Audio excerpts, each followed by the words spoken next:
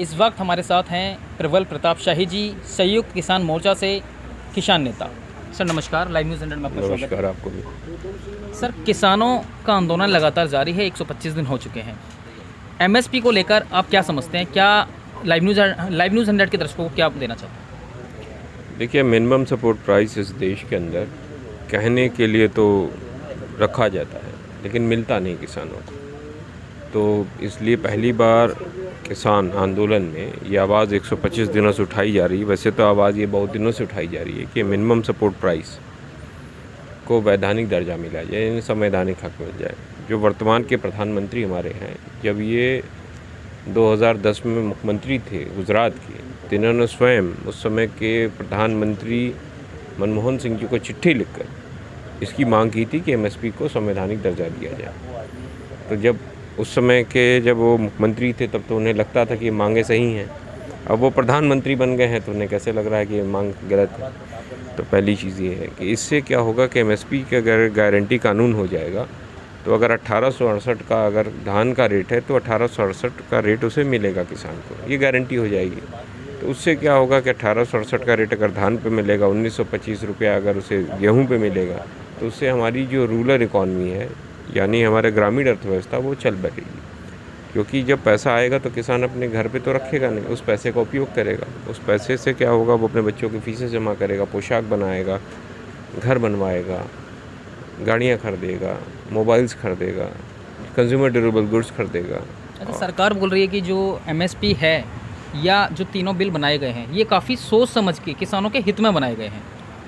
सरकार ने बहुत जल्दीबाजी में बनाया हुआ है, और मैं आपको बता दूं कि ये कानून न सोच के बनाया गया है, न समझ के बनाया गया है। इस कानून को बनाने में नीति आयोग के सदस्य और पीएमओ ऑफिस, ये दो इन्वॉल्व रहे हैं। और नीति आयोग, आपको जानकारी होना चाहिए कि कॉर्पोरेट घराने जो अंबानी अडानी दो हैं, उनके चीफ एग्जीक्यूटिव ऑफिसर्स और वाइस प्रेसिडेंट्स वहाँ बैठते हैं, वो डायरेक्शंस देते हैं और उसके हिसाब से नीति आयोग के लोग कार्य करते हैं। तो ये बैडली ड्राफ्टेड बिल है। अगर इस ड्राफ्ट को पढ़ेंगे तो कहीं भी सेफगार्ड्स किसानों के लिए नहीं है, सारा सेफगार्ड्स कॉर्पोरेट्स के लिए है। और ये प्रश्न और भी उठता है क्योंकि अभी गोडाउन्स आवश्यक वस्तु अधिनियम संशोधन में अनलिमिटेड स्टॉकिंग का एक प्रावधान है।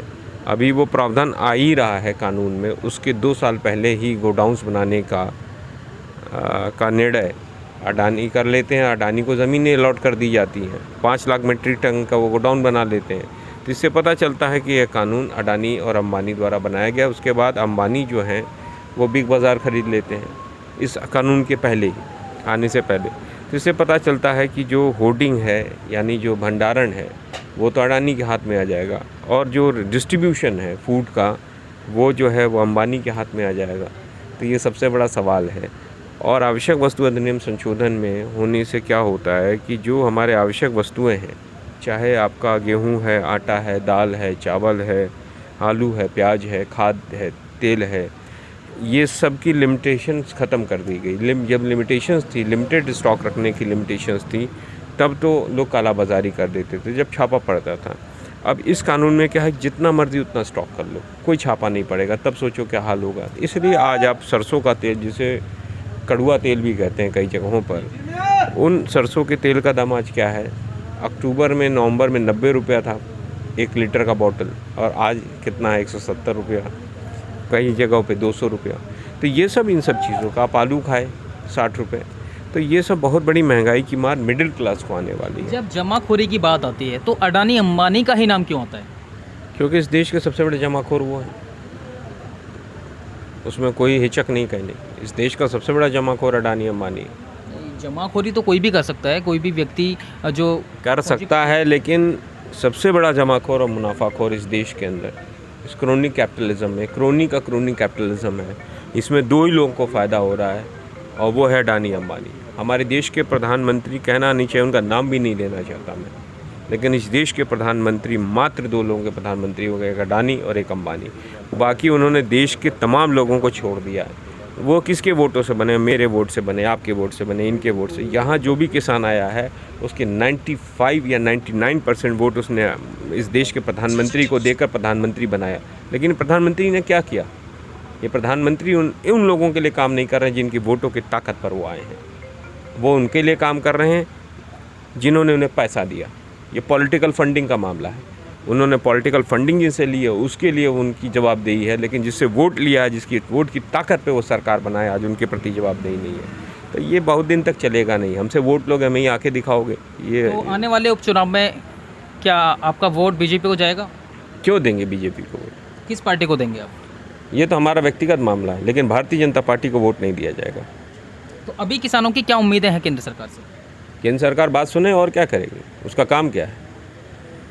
ये जो प्रधानमंत्री बने हुए हैं, ये प्रधानमंत्री 272 सांसदों के प्रधानमंत्री हैं।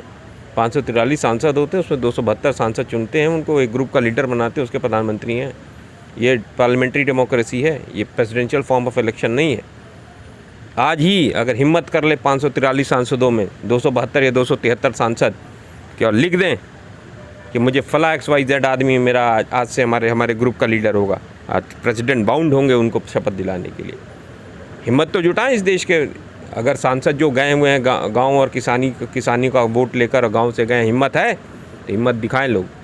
ये नहीं चलेगा थोतलेबाजियाँ कि हम किसानों के भी साथ हैं। जो किसानों के साथ है तो वो दबाव बनाए इस सरकार के ऊपर, प्रधानमंत्री के ऊपर कि ये बिल वापस लें, ये कानून वापस लें, MSP पे गारंटी कानून दें। तो एकता दिखानी चाहिए सभी को, और किसान भी अपनी एकता दिखाते हुए। किसान तो अपनी एकता पिछले 125 दिनों से दिखा रहे हैं।